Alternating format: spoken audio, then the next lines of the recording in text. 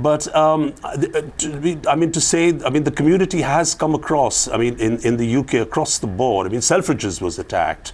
So I don't completely agree that it is in the areas which are economically less successful than the other places. But the community has come together all across the board to support the police now. So it's clearly something that nobody has.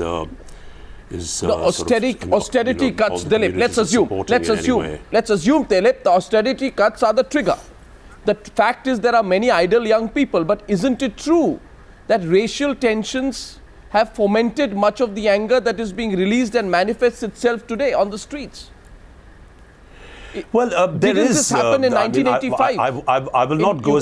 I won't say that there isn't unrest. Of course, there is in certain places and certain areas. But to bring it down to a racial sort of a racial situation is I think going a bit too far at this stage. Because there's no evidence that is the reason why it happened. Okay, so Parvez is rebutting. Parvez, yes.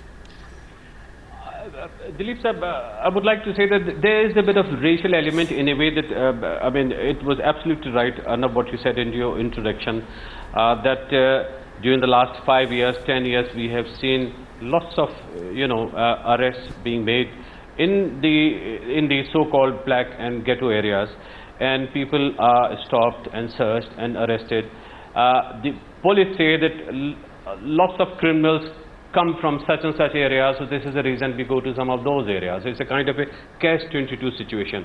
But the fact is that it has been happening, and there are lots of black people, I have met them in London, who feel discriminated against. There are local black groups protesting against some of these police activities.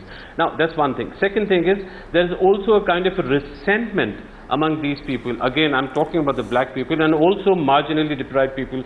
Lots of some of them are from the South Asian communities as well. Yes. Mostly Bangladeshis, mostly people of Pakistani origin.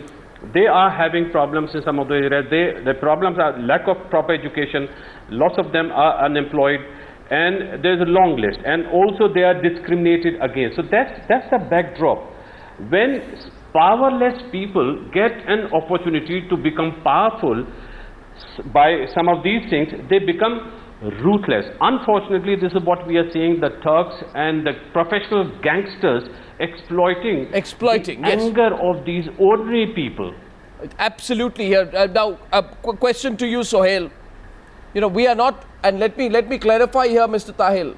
Certainly race is not the only reason, but race perhaps has been integrated as one of the reasons. It's a number of factors which eventually go into the making of a situation such as this. Sohail, what will be the response after it has escalated too. Yes. The escalation is what's worrying, is of concern. Absolutely, it's worrying.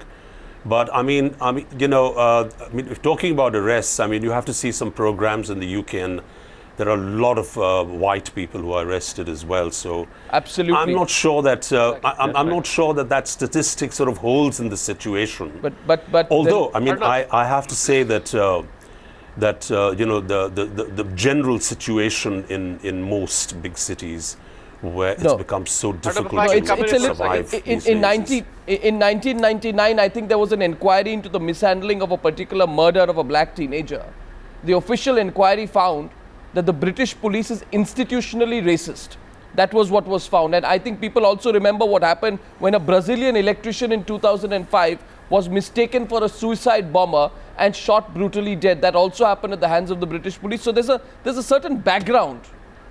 These incidents have happened in the past. Yes, Siddharth. Arnab, I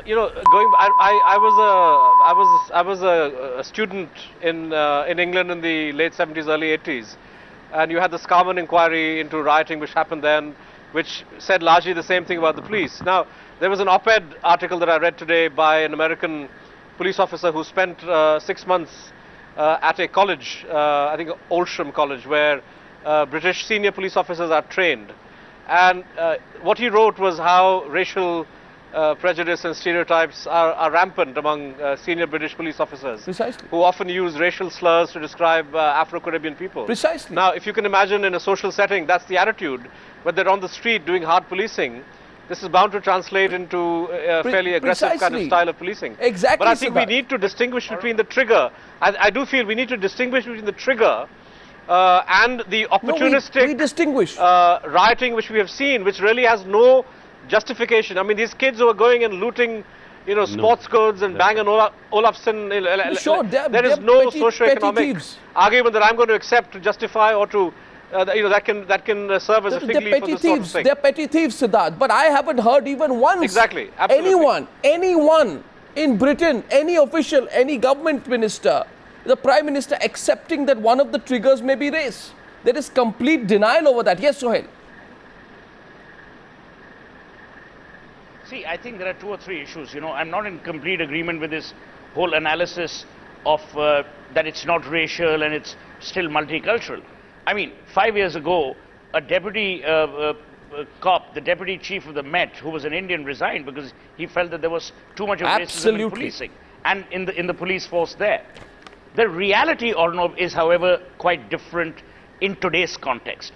What has happened is, you've had an incident where clearly one community felt it was being targeted by the establishment represented by the police. So they thought that retaliation was the best. There are also strong economic reasons for such retaliation in the times that we exist in today, especially as far as England is concerned. And this is spun out of control. But the danger which you've identified is something that needs to be addressed. To not talk about race is to be in denial or deceit.